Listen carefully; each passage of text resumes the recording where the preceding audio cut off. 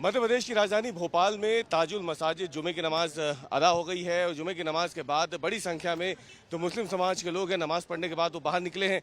वक्फ bill पर जो supreme court ने कहा है उसे लेकर के बाकायदा ये आज पूरा यहाँ पे प्रदर्शन भी है, हाथों में पोस्टर बैनर भी आपको दिख जाएंगे।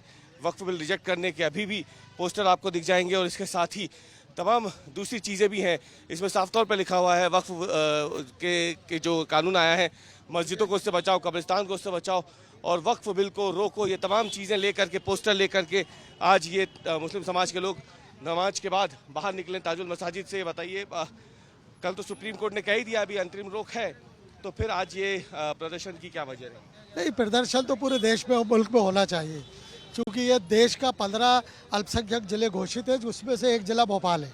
यहाँ तो लाखों लोगों को रोड पे आना चाहिए 10 बिल के खिलाफ। और देश के प्रधानमंत्री देखिए लाचार हो गए। सुप्रीम कोर्ट ने एक कमज़ोर प्रधानमंत्री को उसको बता दिया कि आप देश नहीं चला रहे हैं, आप सिर्फ देश के में विवाद करा रहे हैं आप पूरे मुल्क में। आज स्थिति ये है कि वोरा समाज का और वोरा समाज को, पसमानदा समाज को जिस तरह से अपने फ़ायदे के लिए हाशिए पे डाला है, इस्तेमाल किया है, यकीनन देश के प्रधानमंत्री ने ये साबित कर दिया है कि इस मुल्क में इस हिंदुस्तान का सबसे कमज़ोर प्रधानमंत्री नरेंद्र मोदी जी। सुप्रीम कोर्ट ने जो कुछ कल कहा उसके बाद आज जुमा हुआ, जुमे की नमाज के बाद आप लोग बाहर निकले हैं, हाथों में बैनर भी है, क्या कहना चाहेंगे इस पे?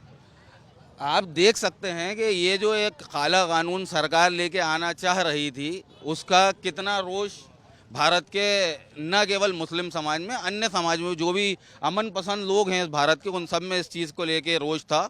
और कहीं ना कहीं उसी चीज़ को संज्ञान में लेते हुए हमारे सर्वोच्च न्यायालय ने इसको 7 दिन की रोक लगाई है और मुझे उम्मीद है कि ये लड़ाई हम जीतेंगे।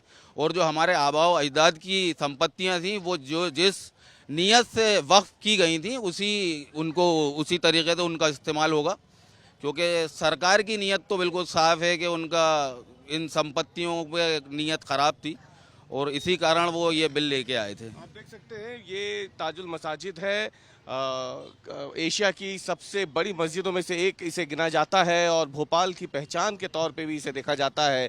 वहाँ पर जुमे की नमाज के बाद आज तमाम मुस्लिम समाज के लोग जो है बाहर निकले हैं और वक्फ बिल को लेकर के जो पूरी इनकी लड़ाई चल रही है, वक्फ कानून को लेकर के सुप्रीम कोर्ट में भी सुनवाई हुई है, 5 मई अगली तारीख दी गई है।